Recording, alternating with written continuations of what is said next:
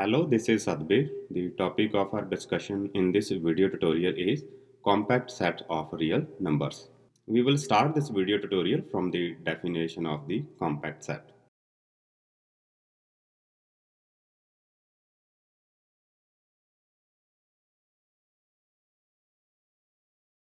So here is the definition of the compact set. We say that a set is compact if you pick a sequence from that set and that sequence has a convergent subsequence and that convergent subsequence is convergence to a limit x and that limit x also has to be the member of that set. Or in other words, if you pick any sequence from the compact set, there always exists, you can always find a subsequence a n's of k which is a converges to x, and that x will be the member of the set k. So if a set satisfies this condition, we call that set is a compact set. Now let me give you few example of compact set. So my first example is the set A, the closed interval 1 to 2. This set is a compact set. We can also prove that why this is a compact set. If I take a sequence an and that sequence belongs to this interval 1 to 2, what actually this means is that each term of the sequence will stay between 1 and 2, and this basically implies that sequence an is bounded. So if the sequence is bounded, we can use a Bolzano-Weierstrass theorem. So Bolzano-Weierstrass theorem says that there will exist a subsequence a(n)s of k, which will be a convergent sequence. So I can assume that the sequence is converges to x.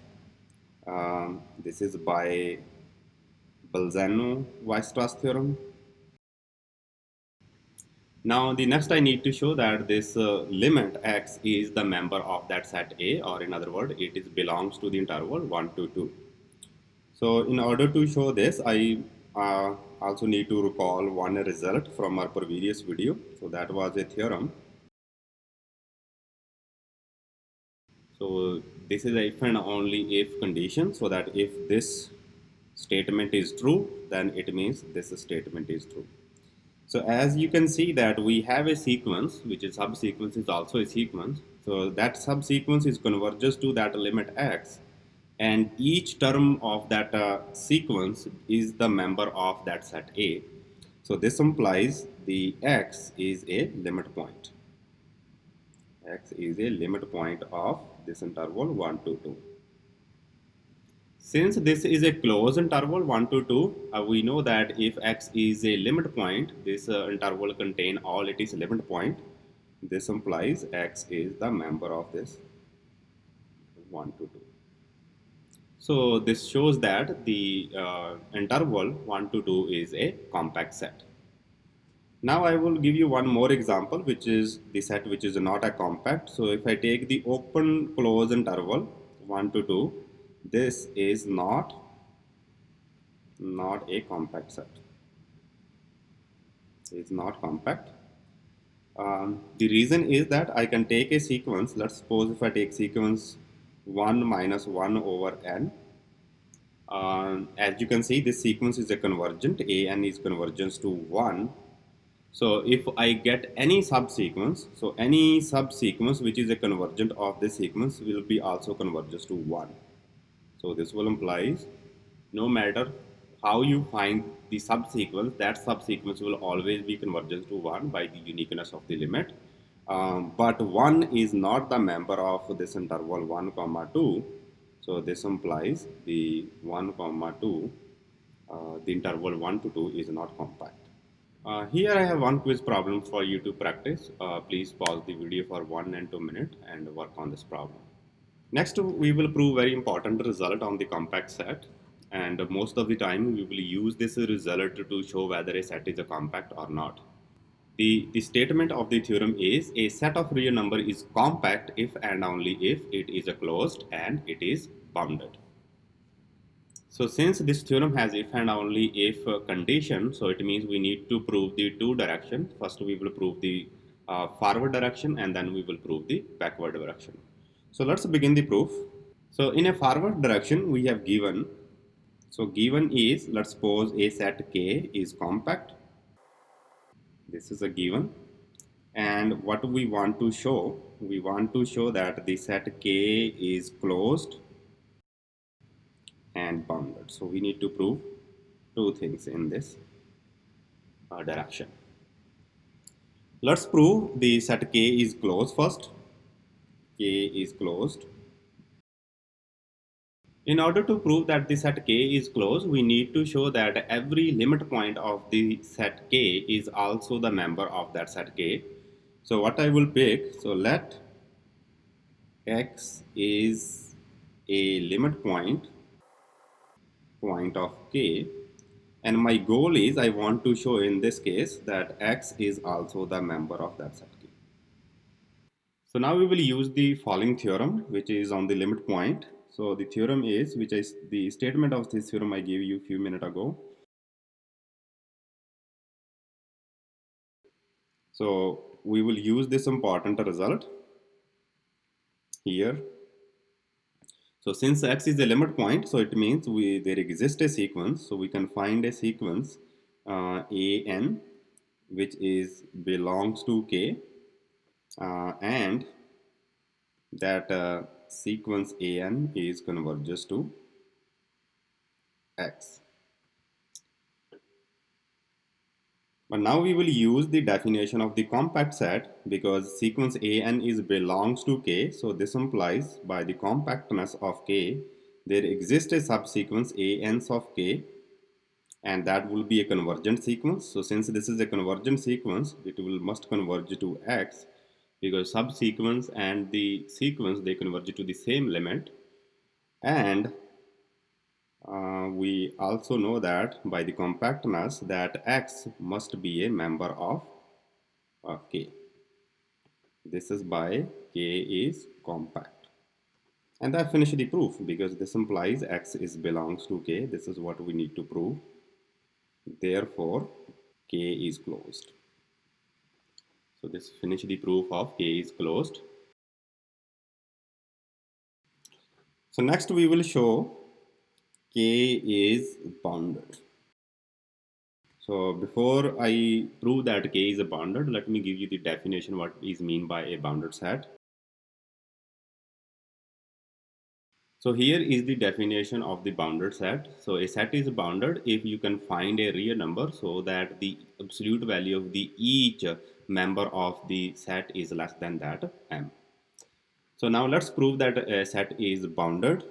So we're gonna prove this by contradiction. So we're gonna assume, let's suppose if it is possible, let's suppose K is not bounded. If K is not bounded, it means we can find a sequence AN and that sequence is not bounded. So there is a sequence AN which is not bounded. And the each member of that sequence is the belongs to K. But since K is compact, so that means that every subsequence of this sequence must be a convergent sequence. So we can pick a trivial subsequence because a sequence is also itself a subsequence. So I'm going to pick that subsequence. And by the compactness, this subsequence is convergent and converges to some x, and that x is belongs to K. But this contradicts the definition of that this sequence is not convergent because this sequence is not bounded because every convergent sequence is bounded. So this implies AN is bounded. So which is a contradiction because we assume that the sequence is not bounded, but we prove that the sequence is convergent, so it is bounded. So therefore, this is a contradiction, and if this is a contradiction, it means the set K is bounded. So next we will prove the reverse direction of this theorem. To prove the reverse direction, first we will write down what is given. So in this given, a set is given which is closed and bounded. If this is the case, we need to show that, want to show that K is compact. To show that K set is a compact, what we need to do, we will pick a sequence. Let's suppose the sequence AN is belongs to K, and we want to show that there exists a subsequence ANs of K. That subsequence is convergent to some real number X, and that X is the member of that set K. That's what we need to show in order to prove a set is compact. So let's begin the proof. So since the sequence AN is belong to K, and since AN is belongs to K, and we have given K is bounded. K is bounded, so this implies the sequence is bounded. So AN is bounded sequence. So if AN is a bounded sequence, it means there exists a subsequence of that sequence which is convergent and convergent to some limit x. This is by Bolzano-Weierstrass theorem. Bolzano-Weierstrass theorem. Now, since this is a sequence which is a converges to x, so this implies x is a limit point. Limit point of the set K. So this is the consequences of the theorem which I showed you few minutes ago, that if x is a limit point, then there exists a sequence which is a converges to x, and if there exists a sequence which converges to x, then x must be a limit point. So it has if and only if condition. So if x is a limit point and of K, and K is closed, so a closed set contain all its limit points. This implies x belongs to K. And this is what we wanted to show, that there exists a subsequence which is a converges to x, and that x is belong to K. So this implies K is compact.